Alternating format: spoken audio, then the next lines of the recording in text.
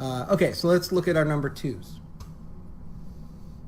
Oops, and mine is a little bit too far down. We're going to move that up. Oh, you get to see that I have my number one as well. Okay, let's see what Stacy's number two.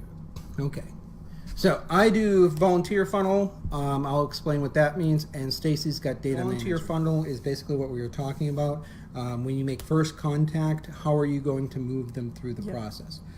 You're going to make first contact. You will have people that are going to just vote for you. That's all they're going to do. Nothing you can do about it. Which you need. Which you need. You need more of those than volunteers. There is nothing wrong with that. See if you can get them to take a volunteer, to take a bumper sticker, a lawn sign. If they say yes to that, you then move to, hey, would you like to join us for a visibility? Or we're having a meet and greet. Why don't you come with a couple friends? They say yes to that. They, hey, we're going to have a campaign meeting. Say yes to that, and you start moving them through. It has to be an actual systematic thing. And people are going to fall off at different points, and that's fine. But you need to make sure that you're trying to move people forward, because you need at least 10 super volunteers that are like your go-to people. Right. And then let's talk about yours. You have data management, which I had as my number 10. You have as a number 2. Why do you have it so high?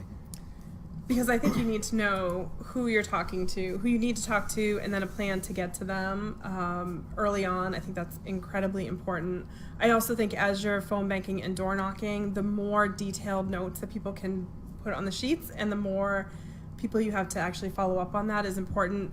In my experience, a lot of people, most people won't say like, oh, I want a lawn sign if they don't mean it. Or I want to help. How can I help if they don't mean it? And I think people get hurt if they say they want to help and then no one reaches out to them. They get angry. They get really mad. angry.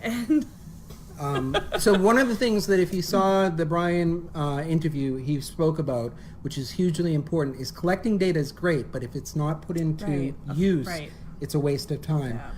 So making sure, like you said, Stacey, is that you get it and then you act on it. It's really, really important. Which is another key function of a field organizer. Yes. Is making sure that they're getting the data and they're able to get a hold of people. Yes.